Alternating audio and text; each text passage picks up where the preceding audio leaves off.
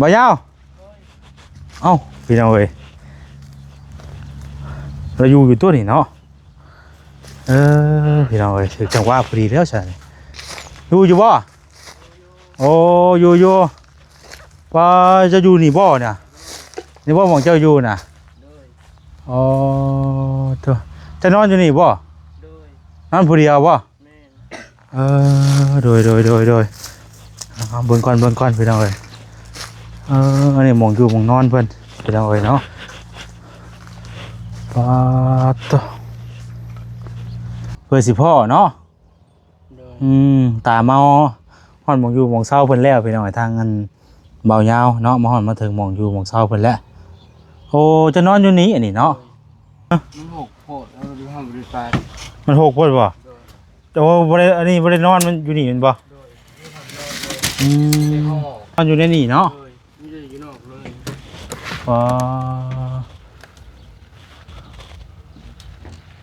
โอ้พี่น้องไอ้พวกนี้เจ้าใต้เทียนบ่นี่นะบนห้าใต้กินข้าวใต้กินข้าวอยู่นี่บ่แล้วข้าวปลาอยู่ในเนี่ยเพียงสภาพที่ว่าหมองเราอยู่นะเนาะเครื่องคองหกลุงลังอยู่พี่น้องเอ้ยน้ำบ่เป็นได้คือบ่อาบน้ำมีสุดตัวเดียวก็เลยบ่อาบเลยอยู่ไฮอยู่หน้าเนี่ยบ่ได้มีน้ำบ่นี่มีใช้น้ำอยู่ใช้โอนโอ้อันนี้ถ้าว่าจะมีเครื่องนี่เจ้าสิอาบอยู่บ่น้ำอาบเนาะอาบน้ำเจ้าอาบน้ำเคยสู้สบู่อยู่บ่เคยบ่เคยสู้สบู่พี่น้องเอ้ยเนาะคันตลอดบ่ตัวนี้กะบ่มีต้มหมอรสติสวยมีอยู่แล้วก็แต่ว่าบ่มีหวดนะหวดนึงข้าวนึงน้ำนะเจ้าให้กินเองเป็นอยู่แล้วว่าได้ยินข่าวว่าเจ้าเคยไปรักไปหยังบ่เคยอยู่ค่ะคนละยาแล้วอ๋อเจ้าไปรักเคยไปรักหยังราคางัวเขาสนาดีราคางัวโดยเป็นยังคือว่าราคางัวตีงัวเขาตายเป็นยังคือตีตะกี้เขาเลยดื้อโดยอันนี้คนละยาแล้วแปลว่าลื้อเลยไปตีงัวเขาเจ้าโดยแต่เพิ่นว่าจังได๋เจ้าของงัวเขาจะจับเขาขุกออกมาก็บ่ได้เห็นพ่อเห็นบ่ได้เห็นแม่เลยอ๋อออกมาแล้วก็บ่ฮู้พ่อแม่ก็เสียเลยโดยเจ้าเขาคุกอยู่บ่หรือว่าบ่ได้จับเพราะว่าอยู่ในคุกพุ่นตอนนั้นอ๋อโดยตอนเจ้าเคยฆ่างัวเพิ่นแหละเพิ่นเจ้าเขาคุกโดยอยู่รนบ่3 ปี3 ปีคดีฆ่างัวเพิ่นใจหายบ่ตอนนั้นหรือว่าใดๆบ่ให้ต้องให้ต้นเมเสียอันนี้เป็นเหตุหยังคือฆ่าคนน้อยก็บ่ฮู้กันแล้วตะกี้บ่ได้ไปเครียดไปให้บ่ได้มาบ่หรือว่าใดบ่สั่งว่าแต่พี่น้องเอ้ยเนาะคือค้าจ้ะคนน้อยตะกี้คนน้อยยังน้อยแหละขี้ลือใช่บ่ลูกก็ยังคิดหยังบ่ได้แม่นอ๋ออารมณ์ชั่ววูบหรือว่าแบบคิดหยังบ่ได้แหละเฮ็ดไปตามใจตัวเองแม่นแล้วเดี๋ยวนี้ปัจจุบันนี้เป็นไงปรับเปลี่ยนตัวเองใหม่ได้บ่เคยติดคุก3 ปีพระเจ้าเขาคุกบัดนี้ออกมาแล้วพ่อแม่บ่เห็นแล้วแม่จะไปเอาเขาทีนี้เดี๋ยวเขาสิถึงครับมันน้องน้อยผมพี่น้องเลยไปเอาเลยไปได้ปะ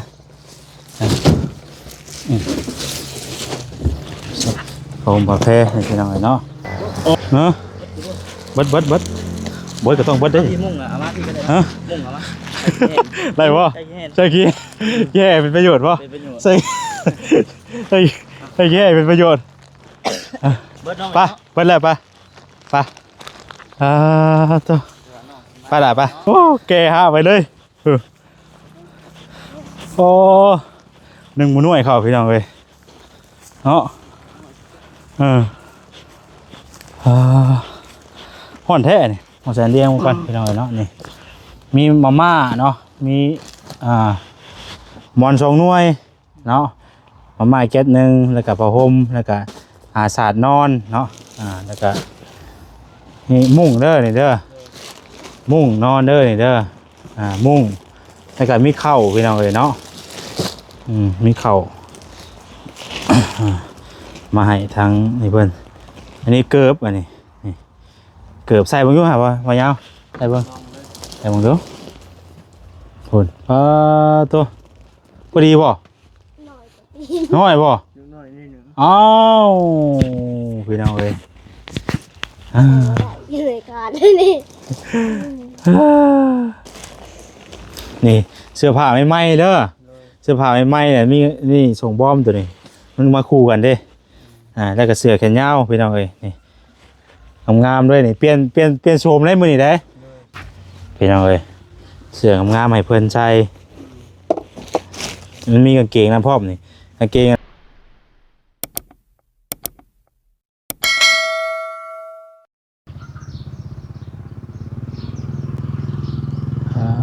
พี่น้องเอ้ยหลอกสะแบงเนาะแดงงามคักดีพวกพี่น้องเอ้ยดอกสะแบงบ้านเฮาเด้อนี่พี่น้องเอ้ยเป็นทั้งดอกทั้งใบเนาะเอาเล่นกวางก็ได้มันจะเห็นในเบิดพี่น้องเอ้ยเนาะสบายดีเด้อพี่น้องเด้อเนาะสบายดีเบิดสุขสุขคนพี่น้องเอ้ยตอนนี้เรากลับมาฮอดหม้องฮอดบอนที่ว่าทางชาวบ้านเพิ่นแนะนำมาแล้วพี่น้องเอ้ยเดี๋ยวสิเข้าไปเบิ่งก่อนเนาะสิย่างเข้าไปเบิ่งว่าสิพบสิเจอเพิ่นบ่หรือว่าจังใดพี่น้องเอ้ยเนาะ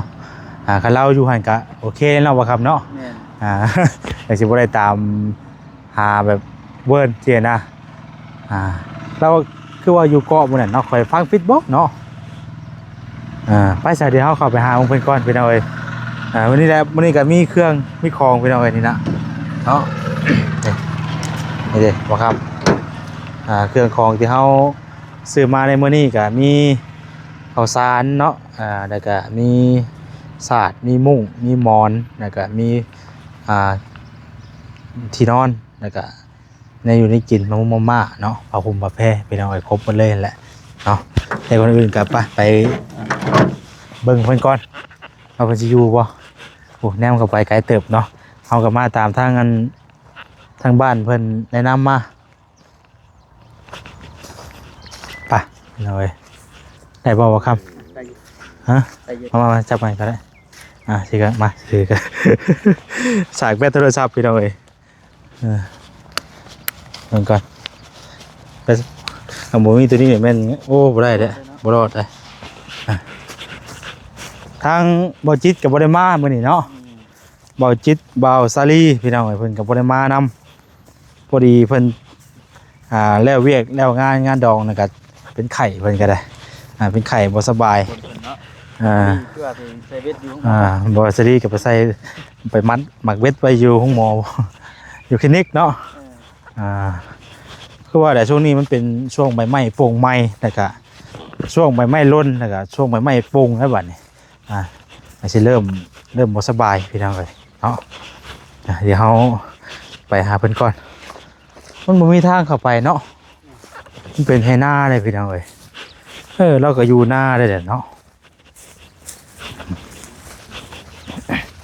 ไปเบิ่งก่อนเราอยู่บ่หน้าตัวไหนหน้าเราเนาะพี่น้องเอ้ยเบิ่งก่อนเราอยู่แบบใดกินจังไดบุนี่เนาะเห็นบ่เราอยู่บ่เห็นคนอยู่ได้แต่ว่าครับเจ้าเราอยู่ประจักษ์เนาะโอ้เราอยู่ก็ดีได้โอ้เพราะว่าถามมาชุดทางไงดิโอ้ขี้เกียจเลยโอ้เราขี้เกียจไม่ใช่โอ้ยคักแต่ได้นี่ครับว่าได้บัดเวลาเขาถ่ายรับนี่อ่อนได้ดินมันบ่ฮัดเป็น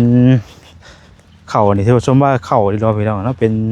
ใส่ได้น้ำใส่ได้ทุกอย่างเนาะทั้งกินกระอิ่มอันกี่แก่เพิ่นนี่ก็เอามาเฮ็ดให้ปรับหน้าดินได้อีกมีประโยชน์ทุกอย่างเลยเพื่อนก็มีประโยชน์ โอ้โดยบ่ยาวเอ้าพี่น้องเอ้ยเราอยู่ตัวนี่เนาะพี่น้องเอ้ยถึงจังหวะพอดีแล้วใช่อยู่บ่โอ้อยู่ว่าจะอยู่นี่บ่เนี่ยนี่บ่หมองเจ้าอยู่น่ะอ๋อตัวจะนอนอยู่นี่บ่นอนผู้เดียวบ่โดยเบิ่งก่อนพี่น้องเอ้ยอันนี้หมองอยู่หมองนอนเพิ่นพี่น้องเอ้ยเนาะปาดตัวขอย้ายขึ้นเลยเด้อมาขึ้นมาเบิ่งก่อนพี่น้องเอ้ยอึ๊บอันนี้หมองอยู่หมองเช่าเพิ่นได้พี่น้องเอ้ยเนาะปาดตัวโดยอึ๊บโอ้จะนอนอยู่นี่บ่ นอนอยู่นอก นี่นอนอยู่นี่เลยนี่ โดย ปาตัวเอาสบายดีเด้อบ่ยาวเด้อโดย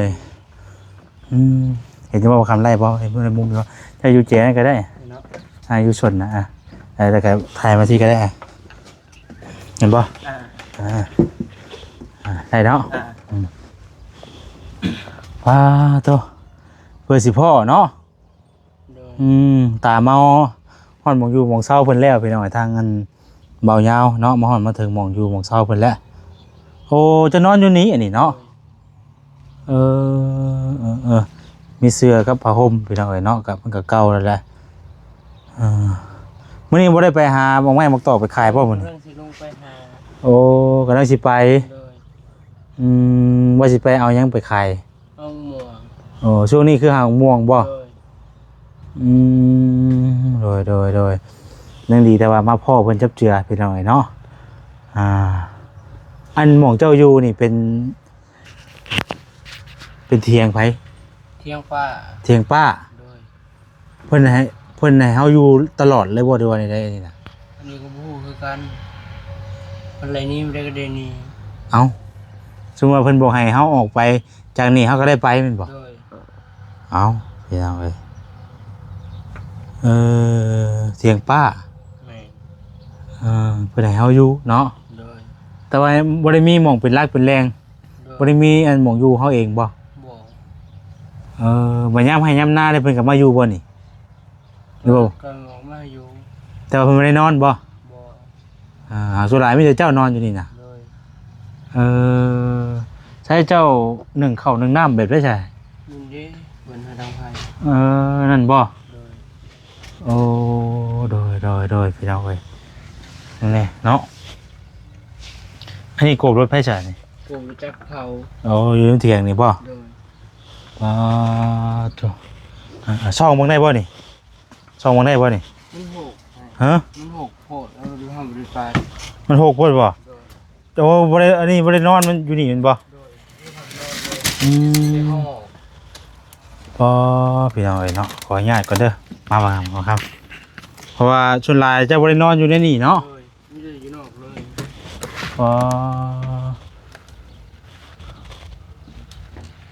โอ้พี่น้องไอ้พวกนี้เจ้าใต้เทียนบ่นี่นะ บนห้าใต้กินข้าว ใต้กินข้าวอยู่นี่บ่ เลยแล้วข้าวปลาอยู่ใน นี่เนี่ยเพียงสภาพที่ว่าหมองเราอยู่น่ะเนาะเครื่องคองหกปรุงดุงลังอยู่พี่น้องเอ้ยสภาพหมองเราอยู่เราเศร้าจุดไหนใต้เทียนเนาะ โดย มันบ่เห็นหุงบ่ โดย คือขวดลายใช่ไหมขวดยังไงนี่ กดตุ้งหน้า ขวดทุกน้ำบ่เทียนเอามาใช้เทียนนี่ เอามาจะวัด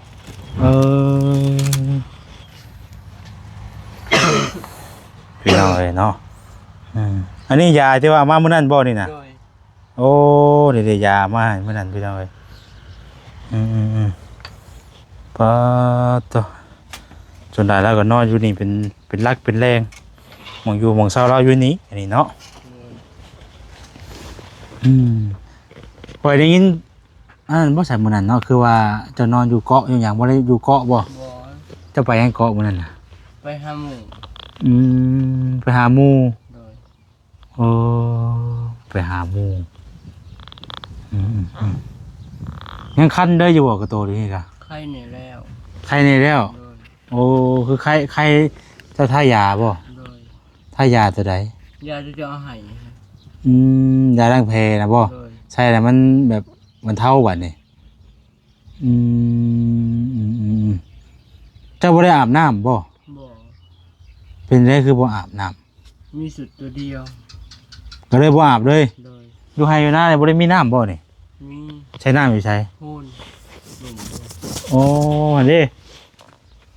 ถ้าว่าจะมีเครื่องนี่เจ้าสิอาบอยู่บ่น้ำ โดย อาบเนาะอาบน้ำเจ้าอาบน้ำเคยสู้สบู่อยู่บ่ บ่ บ่เคยบ่เคยสู้สบู่พี่น้องเอ้ยเนาะคันตลอดบ่ตอนนี้กะ โดย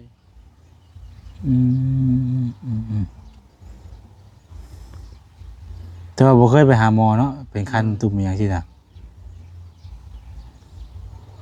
เจ้าต้องอาบน้ำนั่นเด้อบัดนี้เด้อ โดย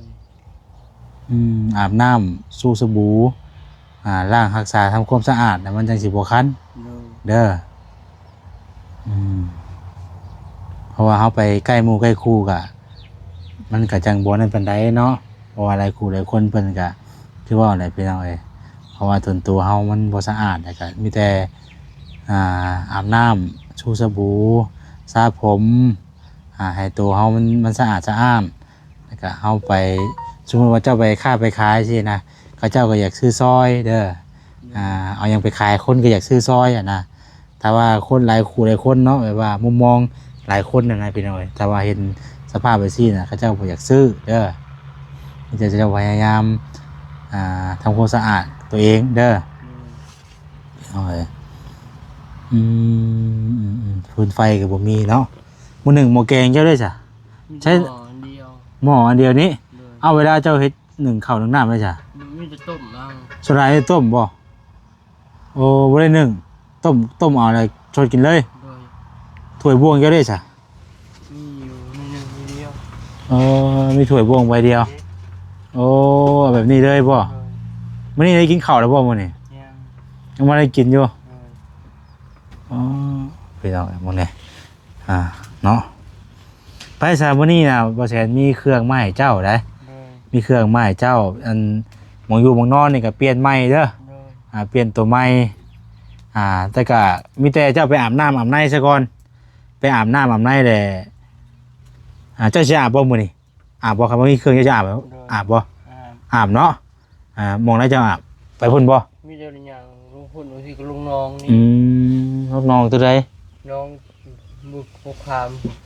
เดี๋ยวอาบน้ำให้ FC เพิ่นเห็นเด้อมื้อนี้เด้อ โดย พี่น้องเอ้ยเดี๋ยวข่อยสิไปเอาเครื่องนั้นมาให้เด้อใส่ชุดใหม่งามๆเด้อ โดยไปเอาน้ำกันปะพี่น้องเอ้ยโอ้ขันไดรุดลงบนอีกเพราะแห้งได้ข่อยเนาะพุ่นบ่ย่างพุ่นบ่ โดยอันนั้นเป็นอย่างเหลือง โดยใส่ชุดตัวเดียวค่าคิงไปเลย โดย มันหลบขั้นก็โตเลยบัดนี้เนาะไปย่างไปทางไหนทางนี่บ่อันไปเอาเครื่องกันปะนายพี่ก็ได้บ่ไปเท้าบ่ใช่ย่างไป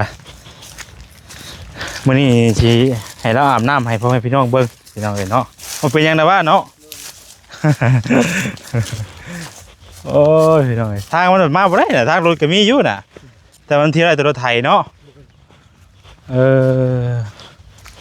พี่น้องเอ้ยเราก็คันกระโตตลอดเลยเนาะ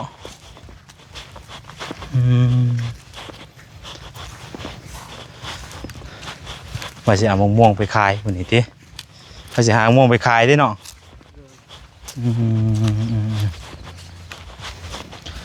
บ่ได้เข้าไปวัดบ่มื้อนี้ ใครมูแล้วเดี๋ยวไป เขาจะเข้าไปหั่นแต่ละมื้อจะเข้าไปหยัง ขอไปใครมู เดี๋ยวมีคนซื้ออยู่บ่ โตเมื่อไหร่ต้องกินทาน บ่ได้ขายเลยเอ้าวันนี้เฮ็ดได้ใช่ป่ะนี่ เมื่อไหร่ แม่น ว่าเจอจนเหี่ยว มันเหี่ยวโอ้มันจนเหี่ยวไปหน่อยเนาะมีทางลงมาใกล้พี่อีกบ่เนาะคันนาสูงจัง เนาะบ่ครับ พิซซ่าบนตัวไผ่ เดี๋ยวอุ้มออกมาเนาะเออ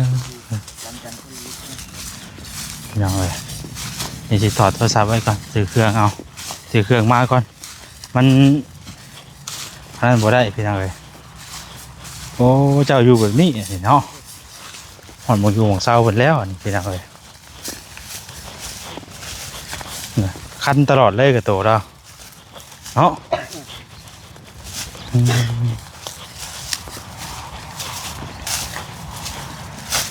นี่ดีพี่น้องเลยเป็นเบิดกระโตเลยนะอะไรกันเนาะถุงคันนี่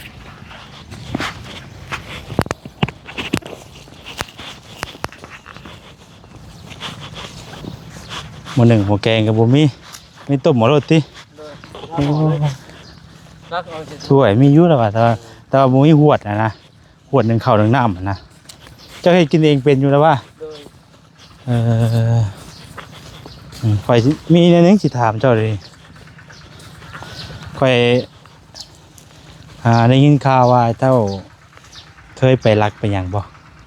เคยอยู่หาคนละยาแล้ว อ๋อเจ้าไปรักเคยไปรักหยัง ราคางัวเขาชนะดี ราคางัว โดย เป็นหยังคือว่าราคางัว ตีงัวเขาตาย เป็นหยังคือตี ตะกี้เขาเลยดื้อ ลื้อ โดย อ๋อ อันนี้ภรรยาแล้ว แปลว่าลื้อเลยไปตีงัวเขาเจ้า โดย แต่เพิ่นว่าจังได๋เจ้าของงัว เขาจะจับเขาขุกออกมาก็ไปเล่นพอเห็นไปเล่นแม่เลย อ๋อออกมาแล้วก็บ่ฮู้บ่ฮู้ว่าอันนั้นเลย โดย บ่ฮู้ว่าพ่อแม่ก็เสียเลย โดย เจ้าก็คุกอยู่บ่หรือว่าบ่ได้จับ เขาเลยอยู่ในขุกพุ่นตอนนั้น อ๋อโดยตอนอ๋อเจ้าเคยฆ่างัวเพิ่นแหละเพิ่นเจ้าก็คุก โดย อยู่โดนบ่ 3 ปี 3 ปีคดีฆ่างัวเพิ่นใจหายบ่ตัวนั้นหรือว่าใด บัวให้ต้องให้ต้นเมเสียนี้ ๆเป็นเหตุหยังคือฆ่า เขาเลยก็บูฮูกันแล้วตะกี้ อืมบ่ได้ไปเครียดไปให้บ่ได้มาบ่หรือว่าใด บัว ๆสั่งว่าแต่พี่น้องเอ้ยเนาะคือฆ่าจ้ะ เขาเลยตะกี้เขาเลยยังน้อย ยังน้อยแหละขี้ลือสิบ่ โดย ลูกก็ยังคิดหยังบ่ได้ แมน อ๋ออารมณ์ชั่ววูบหรือว่าแบบคิดหยังบ่ได้แหละเฮ็ดไปตามใจตัวเอง แมนแล้ว เดี๋ยวนี้ปัจจุบันนี้เป็นไงปรับเปลี่ยนตัวเองใหม่ได้บ่ โดย เคยติดคุก3 ปีพระเจ้าเข้าคุกบัดนี้ โด นะ ย ออกมาแล้วพ่อแม่บ่เห็นแล้ว แมน นั่นไปเอาไว้เนาะแต่ว่าปัจจุบันนี้ยาข้างในแล้วแม่นบ่ โดย บ่ได้เฮ็ดแล้ว โดยเหตุเขาให้แล้ว บ่ได้ไปลักหยังบ่อย่าลักหันลักนี่ลักอันนี้ไปขายบ่ โดยหลักเลย ประมาณนั้นไปได้สบายดีล่ะไปใช่น่ะ ที่ หืม จะไปยังหืมฮะ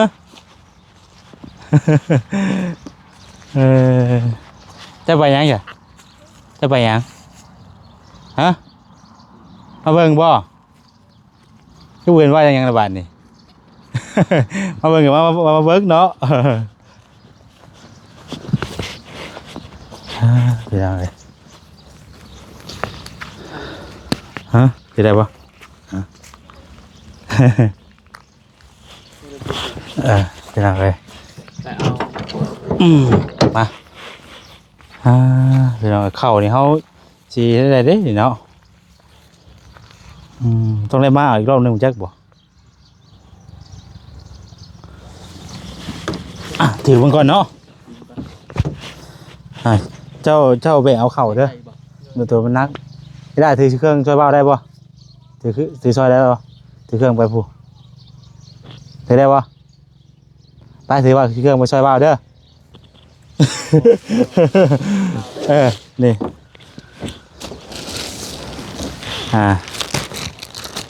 ให้เราเดี๋ยวชี้ให้ข้าหิว เด้อ อาจจะไปเอาเข่าเด้ออาจจะไปเอาเข่า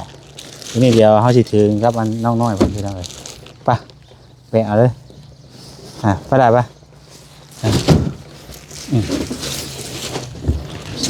ผมประเภทพี่น้องเลยเนาะโอ้ตัวไปพร้อมกันก็ได้อันน้อง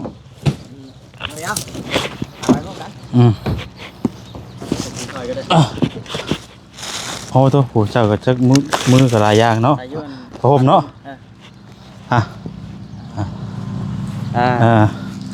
บางไฮล่ะทีพวกหมอนนี่ก็นักนี่หมอนนี่เนาะนักได้นี่อะไรถือซอยไปนะผมไปยังลอกผมไปยังลอกผมไปยังลอกอายบ่อายกล้องเว้ยอายนี่กล้องไปยังไปก่อนก็ได้เดี๋ยวเอาอันนี้ก่อนยังมีเสื้อผ้า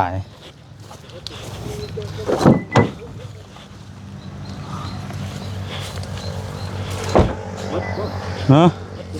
เบิดก็ต้องเบิดได้ที่มุ่งเอามาที่ก็ได้มุ่งเอามา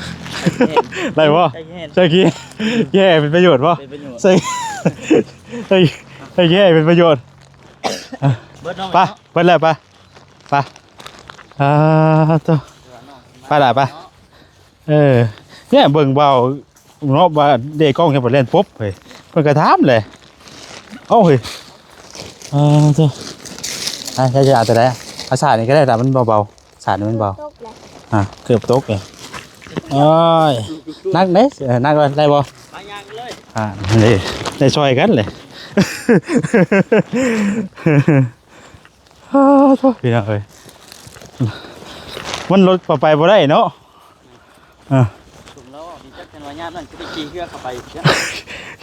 น้ำท่วมบ่นี่น้องน้ำท่วมบ่น้ำฝนน้ำท่วมพี่น้องเลยว้าโอ้ปีนี้ออกกำลังกายเนาะออกกำลังกายโอ้แกฮะไปเลยโอ้หนึ่งมื้อหน่วยเข้าพี่น้องเลยเนาะห่อนแท้นี่อากาศยังร้อนอยู่ระยะเราก็เมาเข่าเลยมอนโชงน่วยกันนักเข้มเนาะ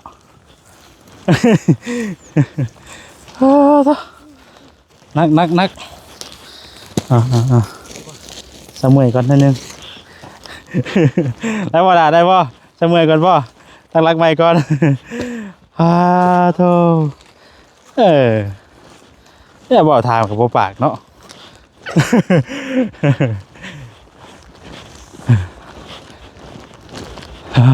แล้วบ่ยาวนักบ่ไอ้บ่น้องเป็นนักเลยไก่ได้ไก่ชิฮอดแล้วตัวสมัยก่อนว่ามันเมื่อยเลยนักว่าหมอนมันก็นักได้หมอนชงหน่วยนี่ก็ได้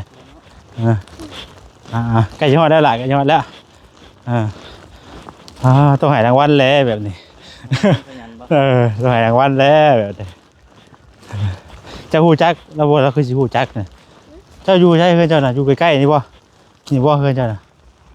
นี่บ่อ๋ออยู่พูเจ้าอยู่พุ่นบ่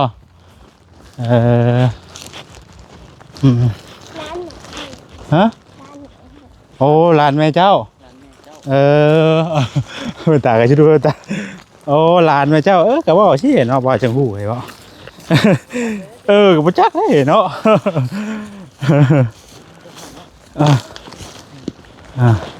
โอเคหอดแล้วเก่งขอบใจหลายๆด้วยล่ะเด้อโตเมื่อยโอ้โหวันนี้ครับเอาละนี่โอเคโอ้ยน้องหลาเพิ่นซอยขอบใจหลายๆด้วยล่ะเด้อนี่ที่นอนตัวนี้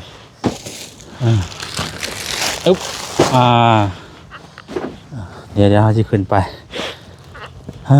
เบิ่งให้เบิ่งเอาเถิงก็ได้ไปบอกคำเด็ดพี่ มาคำคือบัวนั่นมาคำไปทางตะก้อทางไงปึ๊บมาซะระวังเด้ออึ๊บอึ๊บโธ่ฮ้อนแท้นี่อายมานั่งอยู่ทางนี้โอ้ยเนาะจะไปอยู่ทางพุ่นไปจับป่ะเดี๋ยวเอาอันนี้ให้ก่อนจ้ะเบิ่ง มานั่งนี่ก็ได้ เบิ่งเดี๋ยวเอาอันนี้ให้เพิ่นก่อน เพราะว่าน้องจะชื่อจังได๋บ่จักเตียง เตียง เลยน้องเตียง ห้องเพียงห้องเพียง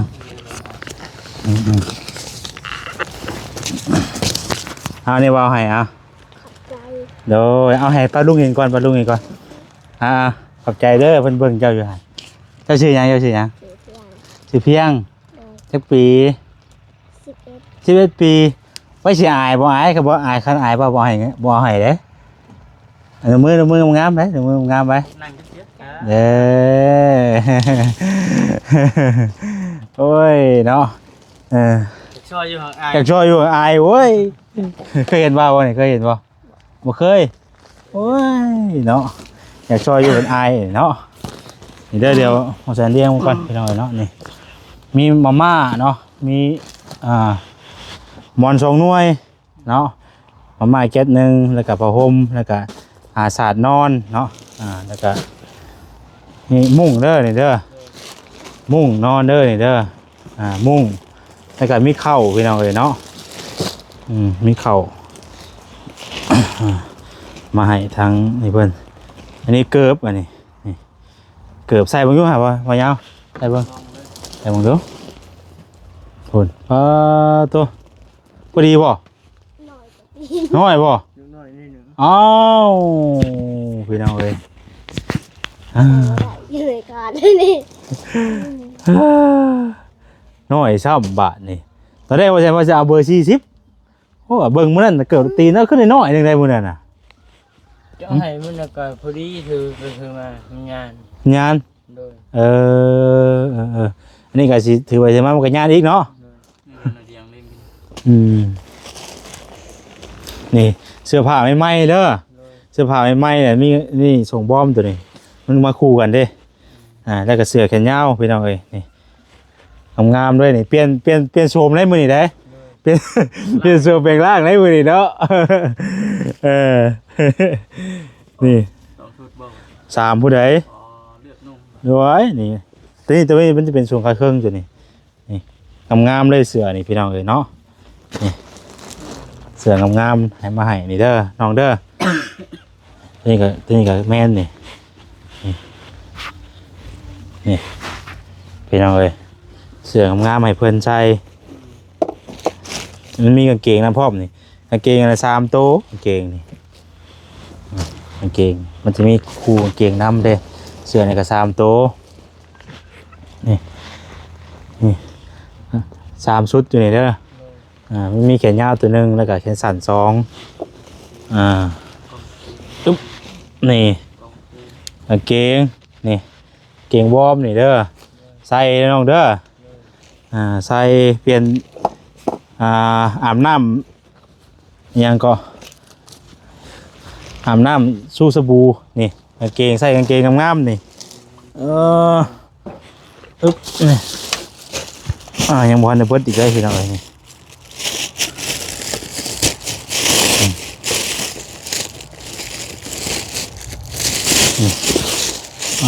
นี่พี่น้องเอ้ยนี่มีขนมพร้อมนี่เอาละโดยมีขนมอยู่นี่เด้อขนมในชมนั่งนี่แล้วก็มีชุดเครื่องครัวพี่น้องเอ้ยเนาะนี่หมักพริกหมักไข่อันนี้แฟบไว้ซักเครื่องเด้อเจ้าแก้ออกแล้วซักเลยเท่านั้นซักใส่แฟบมันอยากสิบ่มีกินนี่ตุ๊บปลาแดกแป้งนัวยาสระผมนี่เม็ดกี้ยาสีฟันแปรงฟันก็มีนี่พี่น้องเอ้ยเนาะปลาแดกแป้งนัวสบู่แพ็คนึงเลยนี่สุเด้อแป้งนัวผักเทียมนี่ พี่น้องเอ้ยเนาะปลาครบหมดเลยเฝ้าคำเลย จัดเป็นในสเตย์เนาะ ครบหมดเลย เครื่อง โอ้ยซื้อเสื้อผ้านะแพ้มาให้เพิ่นใหม่พี่น้องเอ้ยเนาะให้เราอันเปลี่ยนชุดใหม่เนาะสักหน่อยจังไปเบิ่งจะพาเราไปให้เราไก่ตัวบ่อย น้องแถวใกล้นี่ให้น้องจองน้องจะมาอยู่ก็ไผ่จนเราใกล้เติบ อ๋อออกกำลังกายเลยดิเหนื่อยได้ไปกับคันเลยเลยเนาะอาบน้ำสู้สบู่นี่สระผมเด้อสระผมแปรงฟันสู้สบู่ให้มันสะอาดพี่น้องเอ้ยเนาะแล้วก็มาใส่เสื้อผ้าตัวใหม่บัดนี้มาแรงก็เปลี่ยนตัวนี้ออกแล้วก็ห่มผ้าใหม่แล้วก็ที่นอนใหม่เด้อเอาเครื่องทั้งหมดทั้งมวลนี่เป็นเงินของทางผู้ใหญ่เพิ่นอยู่ทางต่างประเทศเด้อเป็นแม่ทางแม่เพชรพี่น้องเนาะแม่เพชรที่ว่าฝากเงินมาใส่เป็นสะพานบุญให้ซื้อเครื่องซื้อของมาให้ทางอ้ายเพิ่นนี่แหละเนาะมีแต่เจ้าขอบคุณเพิ่นเด้อใจไรเด้อโดยเว้ายาวกูนี่ได้บ่ ลองเว้าอีกอยู่ให้เพิ่นอยู่ดีมีแฮงอวยพรให้เพิ่นแน่ใจไรเด้อคอยจะอยู่ดีไม่แห้งเด้อโดยเอาขอให้ทางแม่เพิ่นอยู่ดีมีแห้งเนาะสุขภาพแข็งแรงปราศจากโรคภัยไข้เจ็บทั้งพวงพี่น้องเนาะเดินทางไปใส่มาใส่ก็ให้ตลอดปลอดภัยทุกเส้นทางได้แม่เด้ออายุมันขอยืนเนาะบุญที่ว่าทางแม่ได้สร้างก็ขอให้ไปฮอดไปถึงทางแม่อยู่ดีมีแห้งทั้งครอบทั้งครัวเด้อแม่เด้อเนาะสาธุโดยเอาบาดนี้ก็ถือว่าครบไปแล้วเครื่องของที่เขานำมาให้มื้อนี้พี่น้องเนาะเป็นเพราะว่าจะเป็นมอนเป็นศาสตร์ผ้าห่มผ้าแพรตัวนี้มันจะเป็นศาสตร์ติดกับมันนั่นเลยก็ที่นอนเลยโดยแล้วก็มุ้งกลางมุ้งนอนเด้อจังยุ่งบุกินเด้อเป็นจะได้ดีใจบ่นี่ได้เครื่องลายดีใจเนาะข้าวน้ำจำปากับเจ้าเบิ่งเอาเนาะสิข้าวเหนียวเจ้าก็ต้มกินหุงกินเนาะแต่ว่ามันมีหม้อมันมีอันหวดเนาะมันมีหวดหนึ่งหม้อกับหม้อเพ่ว่าเลย โอ้ยเนาะพี่น้องเอ้ยเทียงกระเจียวสิไปฮะเทียงกระเจียวสิไปเหมือน เทียงกระเซ่เลยเนาะ เทียงกระเซ่เบิ่นแหละน้องเพิ่นว่าพี่น้องเอ้ยเจ้าเคยเห็นเพิ่นบ่เจ้าเคยเห็นเพิ่นอยู่ไสนี่เห็นคู่มือเห็นคู่มือบ่เห็นละมานี่บ่เทียงขยายให้เทียงเพิ่นเองบ่เอามาอยู่มานอนอยู่นี่เนาะเบาอันซื้อเครื่องมาซอยเพิ่นถ้าว่าเป็นคนถามกับไผบ่แซนสิเด้อเอาจะเห็นตัวเองก็เข้าไปเบิ่งใน YouTube น่ะเข้าไป YouTube ก็เบาแซนบ้านเฮาสิมันก็ขึ้นมาโลดเห็นเจ้าของพร้อมแล้วก็สิเห็นเจ้าของพร้อมอย่างอันหิวเครื่องนำกันแล้วเข้าไปเบิ่งเด้อเบาแซนบ้านเฮาสิเด้อชื่อไว้เด้อชื่อช่องเด้อเข้าไปใน YouTube ก็เบิ่งวันนี้ใครว่าเจ้าจะเห็นเด้อโดยไปซะมีแต่ว่าเฮาสิขอตัวจบคลิปไว้ซ้ำนี้ก่อนพี่น้องเนาะให้เดี๋ยวต่อจากคลิปหน้าเนาะเบิ่งให้ทางบ่ยาวเพิ่นไปอาบน้ำอาบในให้พี่น้องมึงเบิ่งนำกันแพ้เจ้ามื้อนั้นเด้ลืมอยู่เพื่อนหมู่อ๋อเรื่องอยู่เพื่อนหมู่อย่าเอาไปขายได้เด้อซื้อมาให้เจ้าได้เด้อบ่ว่าซื้อมาแล้วเอาไปขายได้บ่ได้เด้บ่มีผู้ใดช่วยเด้ว่าฮู้ว่าขายได้บ่มีผู้ใดซื้อหยังมาให้เจ้าเลยบัดนี้ฮะบ่กล้าบ่แต่บ่กล้าแล้วบ่เฮ็ดให้เฮ็ดเลยแล้วเนาะบ่ให้เฮ็ดเพราะว่าเครื่องของนี่น่ะเพิ่นเห็นแหละเพิ่นอีตนเจ้าเพิ่นอยากซอยเด้อเพิ่นอยากซื้อเครื่องซื้อหยังมาซอยให้เจ้ามีอยู่มีกินนี่แหละเด้อพี่น้องมีแต่ว่าเบิ่งเอาเนาะเรื่องของเพิ่นก็นำมาให้หลายมีแต่เจ้าจะแจงเอาบัดนี้เด้อมีหยังก็มีเบิดแหละพี่น้องมั่วมากก็ต้มกินเด้อไปซะซั่นแหละเด้อน้องเด้อเอาอยู่ดีมีแห้งสบายดีเด้อเนาะโดยไปซะพี่น้องเอ้ยเนาะ เอาพี่น้องเนาะก็โอเคสำหรับคลิปนี้ก็สิขอจบคลิปไว้จำนี้ก่อนพี่น้องอยู่ดีมีแห้งบ่สุขสุขคนเนาะผิดพลาดประการใดก็ขอโทษขออภัยหลายๆมื้อนี้ก็เอาเครื่องเอาของมาให้เรามาให้เราใช้เราซอยอะไรพี่น้องก็อยู่ดีมีแห้งบ่สุขสุขคนเด้อเนาะความเจ็บจะได้ความไข้จะสุมีขอให้อยู่ดีมีแห้งตลอดไปทั้งแม่เพชรก็ให้อยู่ดีมีแห้งพี่น้องความเจ็บจะได้ความไข้จะสุมีปราศจากโรคภัยไข้เจ็บทั้งปวงเนาะเอาสำหรับคลิปนี้ลาไปก่อนอยู่ดีมีแห้งเด้อพี่น้องเด้อสบายดี